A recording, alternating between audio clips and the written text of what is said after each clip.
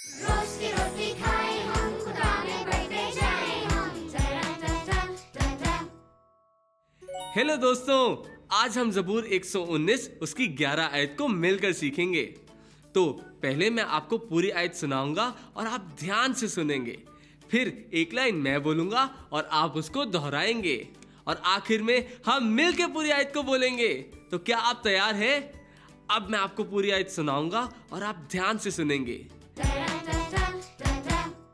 मैंने तेरे कलाम को अपने दिल में रख लिया है ताकि मैं तेरे खिलाफ गुनाह ना करूं।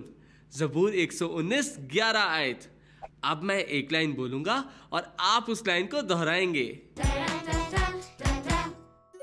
मैंने तेरे कलाम को अपने दिल में रख लिया है ताकि मैं तेरे खिलाफ गुनाह ना करूं। ज़बूर 119 11 आयत। वाह, बहुत अच्छे। आप सबने तो इस आयत को बहुत जल्दी सीख लिया। तो क्यों ना हम इस पूरी आयत को मिलकर बोलें। मैंने तेरे कलाम को अपने दिल में रख लिया है ताकि मैं तेरे खिलाफ गुनाह ना करूं। जबरदस्त। आज आपने मेरे साथ मिलकर बाइबल की एक नई आयत को सीखा।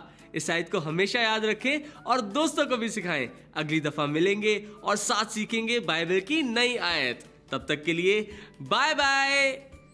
रोज की रोटी खाए हम।